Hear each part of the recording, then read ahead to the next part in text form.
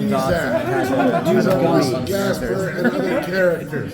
Zehra Fazal. I always want to say Fazal. It's Fazal. Zehra Fazal. Zehra Fazal. Z-E-H-R. You got it on the press release. Yep. She is our voice of Danya, who's the lead character. This is Wes Gleason.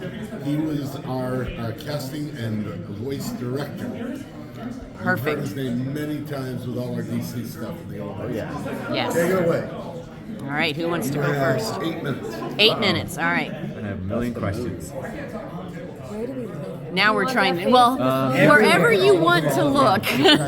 Right in the middle. Let's keep doing this. Does everyone always smile though? Not too Yes, I'll try.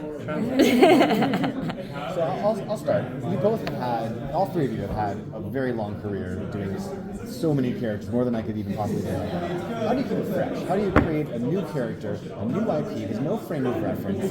There's just you creating something brand new when you already have done so much. How do you... You were just talking about it. Yeah. I mean, this world is from scratch in a way, visually, in emotion. You know, they haven't done animation on this. They haven't put it in a video game yet. And so there's all this lore. And then you can make things up. You can use the creative process to just create and see what feels right. And I think that is, it's easier. Like, you know, when I get someone asks me to play the Joker, for example, in Batman Hush, we have all these previous Jokers sitting on the table, and they're all in the room with you, whether you like it or not. And that's just not the case with, you know, with our characters. For me, whenever I create a character, I start with the story. It's always the story first. What does the script spark in me intuitively? And from there, that's the basis of the character, and everything is kind of put on from there. And so, for me, a new story, and especially a story like this in this universe that really hasn't been explored in animation before, is so exciting because it's an opportunity to mine from that lore to figure out who is that. And like, especially since she's essentially the audience's person into this world, it was important for me to keep her as grounded and realistic as possible as these things unfold, to have them feel like genuine surprises and revelations for me. And it's like a soup. You bring pieces of yourself, right? Like there's aspects of this character that mean something to you personally, deeply personally, and then you also have to honor what the story is saying has happened, and what comes out of you has to honor both those sides of truth, right? Because you can't emotionally be fake, and you can't dishonor what the story is saying. And it's the union of those two things that then allows you to create this thing that exists no place else. And the voice is just the vehicle. It's like, who am I in this world? What is the purpose of my character in this story? Without getting in the way of their process, like part of my job is to make sure that originality is there, because as fans of their work, not just things that we've done together, you want to find something unique and not just say, oh, you're sounding like Volpes from New Vegas again. Like, let's not fall into that path. Because that might not mean anything to him if it was 10 years ago, but yet those voices are ingrained in my brain. So as a performer, I would think they don't want to be thinking about stuff they've done or anything other than that moment. So part of our hand-holding in the process is just to kind of maintain that balance and that consistency of what we're doing for this story versus falling into other things. Wally West can't sound like the Joker. Or can he? Yeah, thankfully he doesn't. Good, yeah. So what you kind of have to do is you kind of have to like clear your brain, focus on what your vision is for your character, and then just run with it. I wouldn't describe it as a clearing of the brain because, well, there's certain shortcuts, I think, as an actor, where when you're auditioning for something, you're like, oh, I got a gal in here who's going to fit this. Gotcha. But I really try not to work that way anymore. I try really to, sometimes I don't even read the specs. I just read the audition script, and I'm like, what is this telling me? What impulses am I getting just from? Right, comes from here, comes from the heart. Yeah, working inside out. And they put this in front of us for a reason, right? Like, you know, they're not going to send you something that there's something inside you that isn't going to work for this. Correct. So, to Zara's point, you don't want to read the specs and go, oh, I think I know what they want, right? So staying out of the headspace of thinking about what someone wants to hear And instead, honoring the story, like as she says, will lead you to gold every time. It will lead you to a place in which what they hear and what they see is honoring that one truth. And I mean, and if I don't get the role, at least I honored what I thought and was inspired to create through this truth. That's okay. That's great. Life or death. Yeah, for sure. It's almost life advice because I don't think any of us would bring a blank slate to anything that we're doing, right? To try to say, all right, I'm going to approach this task with a completely blank slate. I'd want to bring all the elements that make me who I am to kind of inform that decision. So you have to then create this character that has this way of thinking, this way of operating that goes into each of those decisions with how you perform a line, right? Based on what you're feeling in that moment. That's based on the history that you have to create, give a backstory or none of it. And sometimes if you're not given backstory, you have to fill in those blanks yourself. And a lot of the times, if you're intuitively in step with the heart of the story, you may not even need those specific knowledge of what happened in the past. You kind of intuit it. That's the mark of good writing. Yes, it is. How you relate to another character is more about what sometimes what nobody says. What nobody says on the page may just be like, oh, well, they didn't tell me this, or they didn't say that. It's actually not written. It's what's not written. So you can't go just by the words. And if the writing is good enough, as an actor, it's like a trust fall into that writing. And I said that about the writing on Injustice and many other projects. You just kind of trust fall into what the writers have given you. And the voice director will correct you if you're going wrong. He will, with a crack of the whip. No, yes. Do it again, Jason. That was terrible. You know, That balance, so like, some of my favorite lines are always the improv lines too. Sure. So how do you find that balance between? Well, to be honest, Wes will say no. That wasn't going down the right road. Because you can improv and they can choose not to take it. And I think it's the true collaborative nature of the project, where they'll be like, all right, well, see what you got here. There's one beautiful part of the pilot that wasn't originally written, and I play a robot sidekick, and I'm just coming up with ways to say this one type of phrase, and she comes up with ways to kind of shut me down, and we just kind of made it up. And it's fun and enjoyable once you inhabit the skins of these people. It kind of comes more naturally to you. Yeah, he made it up on the fly. Like, saw the picture of the character following another, and it just had all this great back and forth that I think came about through the process of creating these characters, right? Because that was an ADR, as when we had seen the visuals, gotten a little more. But if I out don't world. hear her take on what our relationship is, it's sort of this. It's a special type of love that these two people characters have for each other. It's sort of like that. If I don't hear that, it makes it more difficult to find what those words would be. It's super easy once the writing and the other performers do their thing to kind of just step up again and brush with the new brush a little bit. And what I love about, you mentioned ADR, when ADR, for those of you who aren't familiar, usually when a project is near completion, when the art and animation is near completion, you come in, you often bring the actors in again to fill in lines that you didn't get the first time, or to fight efforts. I love seeing the finished art because it gives you so much more information about your character, about your relation to other people in that moment, the little micro expressions. The animation of the show is stunning, guys. Jay is off the hook. Oh my gosh, So Jay good. and his team knocked it out of the park with the So art good. and the lighting JoJo. and the style. Yeah, JoJo. So that's so informative as the actor when you get all those visual references. Sometimes I really enjoy, I think there were some lines I'm like, can I just do that again? Yeah. Now that I Oh, yeah. see its, Yeah. its actual context. We did that, Yeah. a bunch of lines of that, because we thought, oh man, they brought it with the animation in it so much, and I think, and you, even Wes will do that. I'll be like, no, I think we need to do that again. I think we can. We found this new space, and it's about saying yes to those intuitions. I think. All the way to the end of the process. Yeah. But that's from the top down that gives us that freedom, right? Like, it's not my say so as far as that's let's nice. do this and do this process and it's going to work.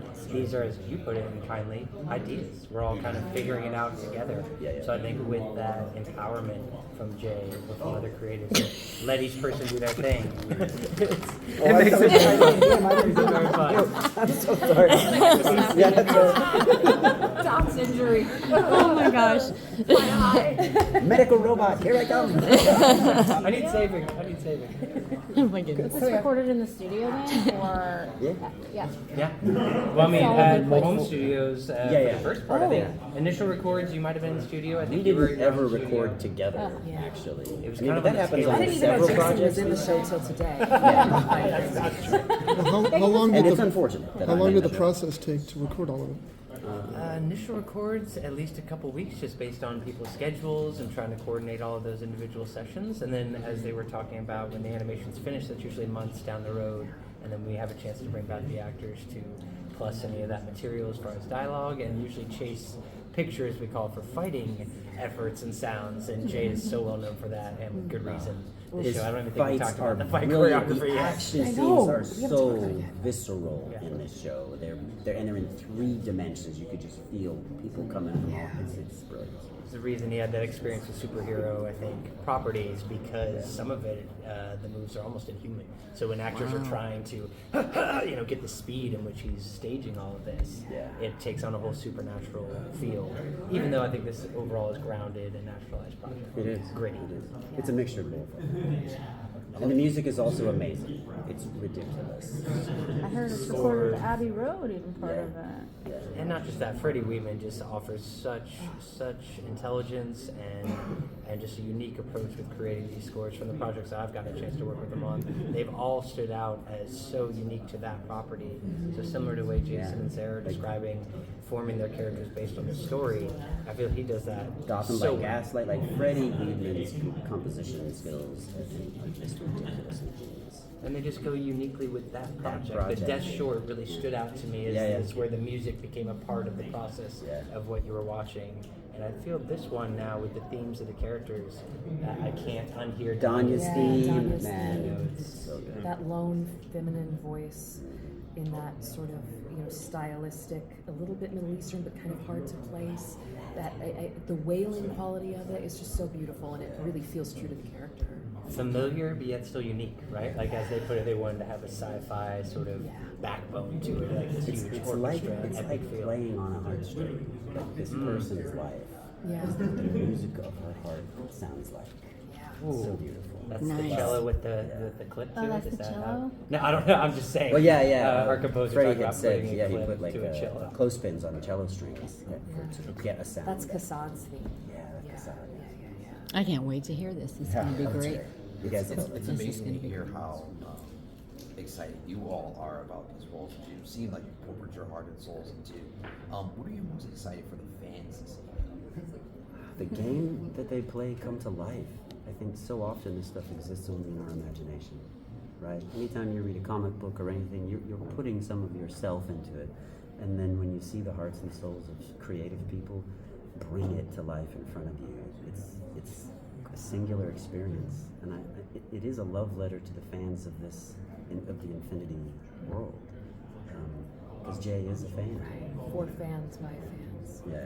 I had the chance to meet a few of the fans this morning at our panel, and I was struck by what a warm, intelligent, curious, supportive community. And when a project attracts that type of fandom, it's really special. Yeah. And so I hope that the players of the game feel like this series and all the content that's going to be coming out over the next couple of years that has to do with Infinity the game. I hope they feel held by it and like it's something they want to engage with, and it has that same warm feeling. Let it be a love letter to them.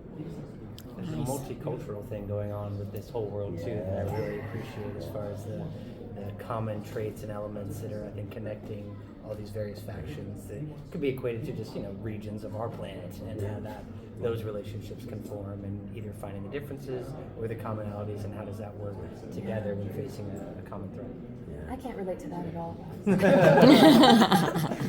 Universal things. If only you had something to bring. Have you guys sat down and played the game yet?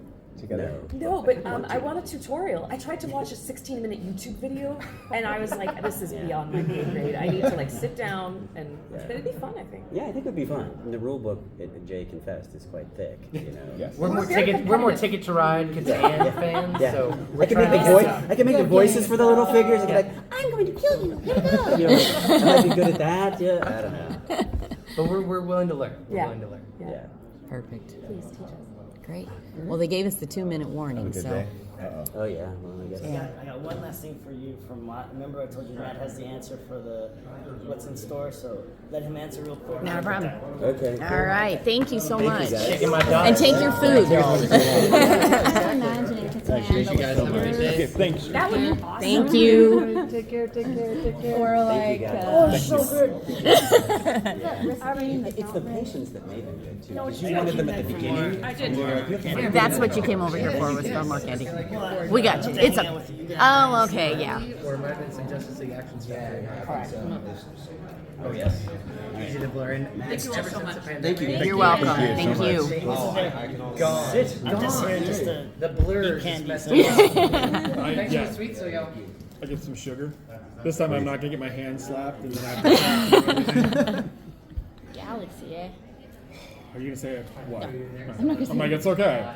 So, but Just yes, I don't normally see Galaxy hat. at Comic-Con, I realized that after I got here, that I didn't grab the Zelda hat, I grabbed the Galaxy hat. Like, this is the wrong thing for the wrong place. It's like, failed. Oh, well. But, Hey, met Hi. someone that knows what it is. yes, well, you know, the sixth sense and ability to read. It's a Galaxy on the top. It was her question. I said you're the best person to answer. Great. Remember your question? Oh, about the future. Yeah. Yes, The future of the store. the future of We were everything. talking about manga, video games. I wanted to ask them about their video games, but I don't know where we are with the SAG. You can ask me strike. everything, and I will tell you if I can tell you or not. So, Who's the publisher for the manga? we don't have the publisher fully locked yet. Right now, we're focused more on getting the story together. But for the future of the franchise, the best part about Infinity, just as a property in general, is we don't have the levels of bureaucracy. There's not the ownership issues that you see at a lot of these other studios. There's no rights that are spread between this place here, this place here. We have access to everything.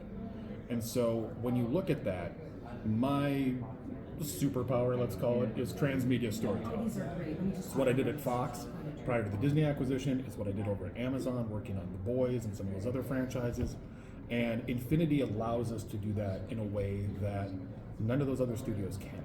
So while the game has kind of become that central lane, like you would see normally for a movie or a TV show, the game for Corvus becomes that lane for us instead of a movie or show, and now the series comes off of that.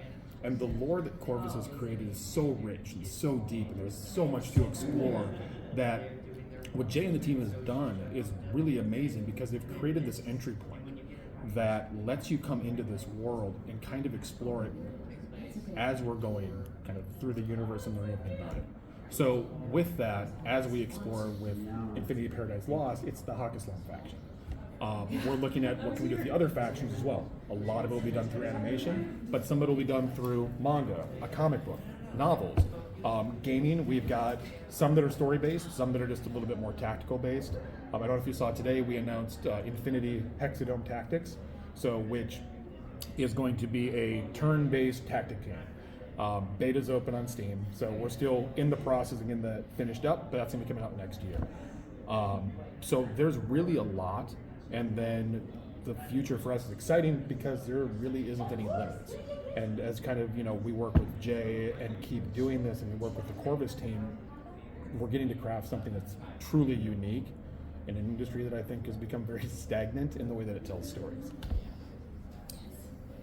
You're much more eloquent than I am. See, I just say we make cool stuff. Anything real quick, because he's in charge of like what's the Is that Yeah. it's like European? Like, That, is that because the IP's out of Europe? yeah, and That that's, it's easier for me to do that? I think that's a big part of it. And I think, again, when you look at the franchise elements just here in America right now, obviously, let's say 10, 15 years ago, Marvel and DC, it's known IP, a lot of us grew up with it. There was something that was like, that was the hot property. Well, kids that grew up with the Marvel Cinematic Universe didn't have the level of anticipation of seeing those things come to life that a lot of us did. And so they just had it from day one. And when you look at just preferences of that audience right now, the shift has really made where now you go to not as much a comic book store as you had used to, but if you do, a lot of it's manga. And that manga industry has created a new growth where kids now feel like that's something they have ownership over. It's something for them to discover. And I think when you look at Infinity, the great thing about Infinity, to your point, is in Europe, it's a competitor to some of the other large tabletop gaming franchises. But you come here to the US, and it's very unknown. So we still have that level of discoverability that lets someone like my daughter or my son feel like there's not this kind of a heavy legacy, like, oh, this is the thing my dad grew up with, or this is the thing my mom loved, and I need to like this because they did. It's something that they feel they can come and kind of discover, but then also become part of what does that story look like going forward.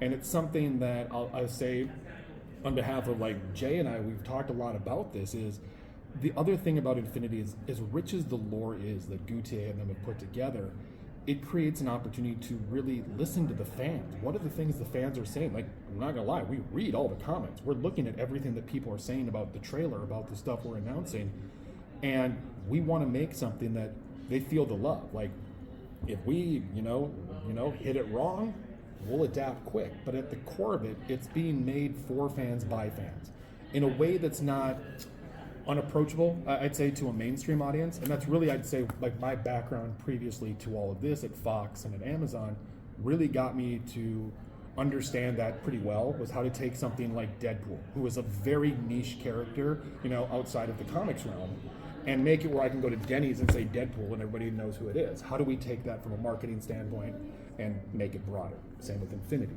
What can we do that makes it feel approachable, makes it feel fresh, so that new fans can come into this and be like, wow, this is a great story, this is a great world, something I want to be part of. But the existing fans don't feel like they've been betrayed, or that it was like we dismissed everything that was there before. We really want to make sure that everything that we're doing, everything that we're making, whether it's just a short story on, a website, or it's a beautifully animated series, we want them to be part of that process and kind of grow with us as we're looking to kind of make this a much, much larger global brand. Can you give an example of a way that maybe you heard the fans' reaction to something and pivoted because of it? For us with Infinity right now, Sure. I can't, because we just launched this week. So there's been nothing we've been able to pivot for yet. The positive thing from us, though, is looking at the comments. I don't know if I'm supposed to say other brands, but I will, unless you cut it. Is you look at Warhammer. Okay, Warhammer, I think, is a brand that has. I asked that question too. That's great. But you look at Warhammer, you look at the comments on the trailer from YouTube. A lot of it's talking about that brand. Infinity is beating Warhammer with a premium piece of content. I mean, yes, you can say Warhammer Plus has like their subscription base and all that, but it's not giving you that level of quality, and I think it's still very niche for that audience. We want to make something that is, I'm going to just throw all sorts of competitors out, more in the line of Arcane. I think Arcane and what Riot Games did with that was an amazing, amazing thing to do, because my daughter is never going to play League of Legends. She doesn't have any interest in it, but she will cosplay as Jinx and go to the convention, and she loved Arcane. And it's those, I call it doors to the casino. You guys obviously have all been to Vegas. So way back when, here's a fun story, I worked in hospitality in Vegas. And the whole approach of a Vegas casino is, once they get you in the door, they don't care. How do we get you to stay there through other stuff? I look at fandom through that same lens. What's the door to the casino? You could come for gambling. You could come for dinner. You could come for the show. Same with, the world of Infinity. You may come in through the animated series door. You may come in through the game door. You may come in just because you read a novel, or you saw a picture, or you just like the character look. That's the kind of stuff that we want to do, and how we want to adapt. So when we look at the comments now, to your point of like pivoting, we haven't really been able to pivot yet, but based on the reception, it looks like we don't have to right now, which is good. But as we continue to grow, we don't want to get that kind of marketing hubris, or like that narrative hubris where we're like, oh, we got this. No, we want to constantly be listening. We want to constantly improve, and we want to make the fandom bigger. We want to make this something where, yes, we're making the great stories, but everything that we're doing doesn't feel derivative. It feels like, even if you've been in this world for a decade, there's something new for you to explore, and it's familiar but different. And like that idea of just cross-platform storytelling is exciting. I mean, the only brand I can think of recently that did a great job of pivoting after like missing horribly is Sonic. I think what Paramount did over there is you show, you know, Sonic the Hedgehog with teeth and whatever that monstrosity was. They pivoted and made it authentic to what we all love as fans. And when they did that, it turned it from what would have been a massive Hollywood flop into a 3-movie franchise. What other studio is really doing stuff like that right now? Most of them just kind of do this, you know, screw it, the fans will show up anyway. Like that dismissal of a lot of the Hollywood executives is why I'm looking to partner with people that I respect and that I love working with, so that we can build something that doesn't just take for granted fandom, understands that there's a nuance, that there's a love that we have to admit and show, because if we don't do that, they're not going to show up. They'd rather do something else. There's a lot of options for us to do other stuff if you're not going to be true to the stuff that we love. I'm so